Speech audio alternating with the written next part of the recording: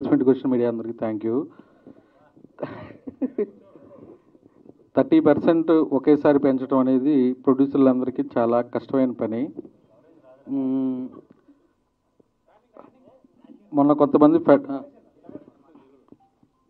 30% ఒకేసారి పెంచడం అనేది ప్రొడ్యూసర్లందరికీ ఇబ్బందిగా పరిస్థితి. ప్లస్ ఇంకో పాయింట్, ఏ రోజు వేతనాలు ఆ రోజు ఇవ్వాలని అందరూ అడుగుతున్నారు. ఇక్కడ ప్రొడ్యూసర్లు అందరూ హ్యాపీగా ఉన్నారా లేరా అని గుండె మీద చేసుకొని చెప్పమంటే ఎవరూ హ్యాపీగా లేము. ఒక సినిమా హిందీ డబ్బింగ్ కొనుక్కుంటే సినిమా ఆడలేదని రిలీజ్ తర్వాత 50 లక్షలు ఆపేస్తున్నాడు. ఓటీటీ రిలీజ్ తర్వాత 50%, 1 month అని అగ్రిమెంట్ ఉంటుంది, 4 నెలల తర్వాత ఇస్తున్నాడు. మేము కూడా డబ్బుల కోసం వెయిట్ చేస్తున్నాం ఇక్కడ. కానీ మేము వెయిట్ చేయం, ఏ రోజుకి ఆ రోజు ఇవ్వాలనేది మాత్రం చాలా ఇబ్బందిగా పరిస్థితి.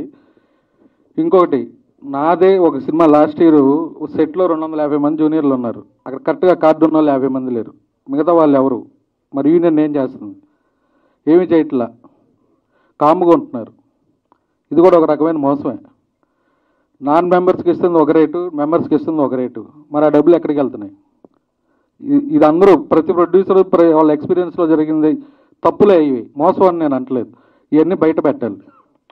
అండ్ ఈ షూటింగ్ ఆపడం వల్ల, నాది ఒక సినిమా రిలీజ్ ఉంది దీపావళికి, షూటింగ్ ఆపి కూర్చున్నాం. ఇది కరెక్ట్ కాదు.